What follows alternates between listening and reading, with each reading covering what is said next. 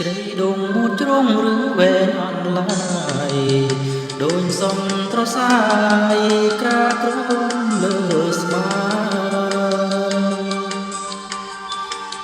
បាញ់ក្បូរធម្មជាតិឆ្លងនឹងថ្មដាជ្រុងបនខាចារឿងស្នេហ៍ថ្មីអោកាយហុំប្រមុំមានក្លិនខែនបបៃលិនគុណនារីថ្មីបងជាចៅចិនរែងបងលៀងដី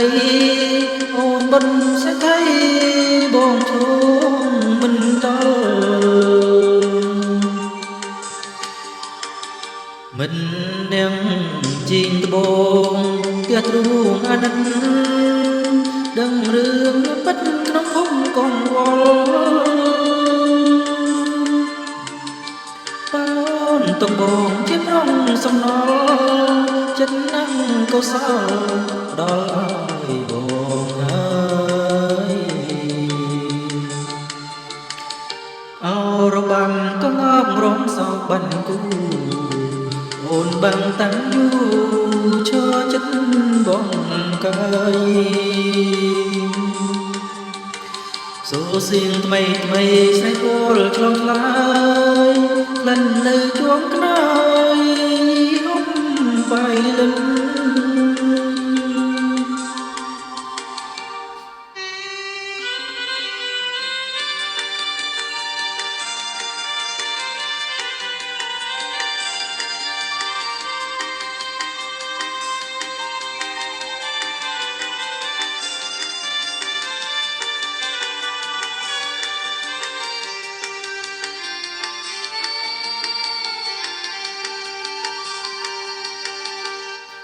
មិនដឹងជីងត្បូងផ្ទះទ្រូងអាណិតដឹងរឿងខ្សែពិតក្នុងភពកងវល់ប៉ោនតំបងជាប្រងសំណល់ចិត្តណាំងកុសលដល់ឲ្យបងហើយអរបាំក៏ងងរំសោកបាំងគូអូនបាំងតាំងយូឈើចិត្តបងកាយសូរសៀងថ្មីថ្មីស្រីពលឆ្លងឆ្លើ